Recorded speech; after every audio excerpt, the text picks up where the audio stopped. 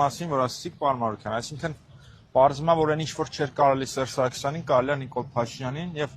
շատ-շատերը, շատ գործընկերներ, նաեւ միջազգային գործընկերներ ուզում են դրա վրա աշկ փակեն, ինչը անթույլատրելի է։ Ես ուզում եմ հիշեցնել, որ 2018 թվականին մենք Սերժ Սարգսյանի համար փոքրիկ դրամահավաք կազմակերպեցինք, որպեսզի փող ունենա գնա թոշակի,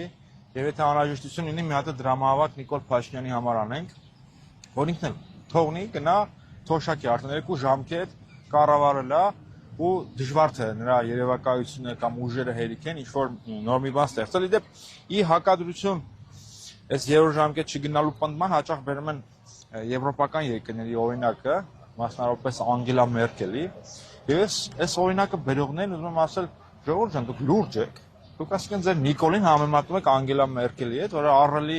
ծառայություններ է մատուցել ինչպես Գերմանիային, այնպես էլ ամբողջ Եվրոպային դառնալով ըստ էության Եվրոպայի երկրորդ երկաթյալ լեդին։ Այս առումով նույնիսկ գերմանական օրինակով սա շատ բան է, քիչ հանդիպող օրինակ է, որ 10 տարուց ավել մեկը կառավարի, տեսնում ենք, որ կանցլերները մեկը մյուսին են հաջորդում արագ, տապալելով իրենց արժեվ դրված խնդիրները, այնպես որ հստակ է ու աներկբա, որ Նիկոլ Փաշինյանը չպետք է գնա երրորդ ժամկետ, գանք այդ բանավեճին, ես է տեսա այդ բանավեճը, որը խայտարակություններ եւ իսկապես ճիշտ եք ասում,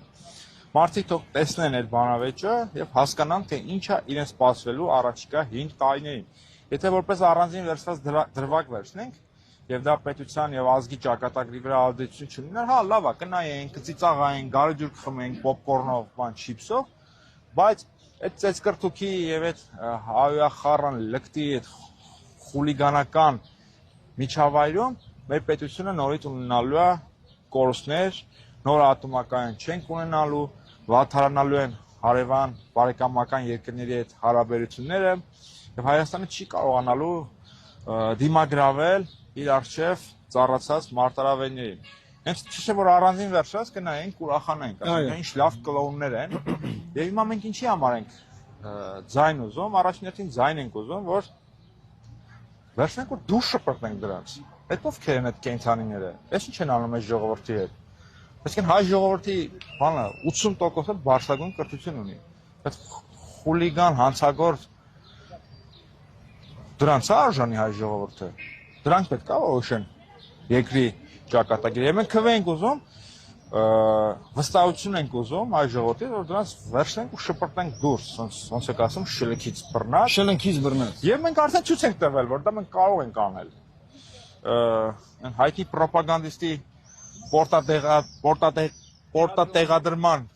ակցիան վկայությունն է, որ մենք ի վիճակի ենք, ունենք գիտելիքներ, ունենք համապատասխան ուժ եւ կամք, ինչ-որ մեկին իր տեղը ցույց տալու։ Եվ եթե ունենանք քվե, այդ լկտի անասնային արարածների տեղն էլ ցույց կտանք եւ ամեն մեկը իր տեղը կիմանա եւ իր հիմար գանգուղեղով չի խեղես ժողովրդի եւ ազգի ճակատագիրը։ Դրա համար ենք քվե ուզում առաջին հերթին եւ մենք դա կարող ենք անել եւ այս ամենը անելու համար միլիարդ պետք չի եւ ոչ է պետքա տիրապետել ԱԱՑ-ին։ Ընդհանրապես պետքա խելք եւ կարողություններ եւ ես ուզում եմ հույս հայտնել, որ հայ ժողովուրդը եւ հայ քաղաքական համակարգը հերթական անգամ չի կանգնի նույն փոսխի առաջ։ Չի կանգնի նույն փոսխի վրա։ 21 թվականին կանգնեցին այդ փոսխի վրա։ Եվ դա շատ վատ հետևանքներ ունեցավ։ Հիմա էլ ավելի վատ ալնելու։ Ուշքի եկեք։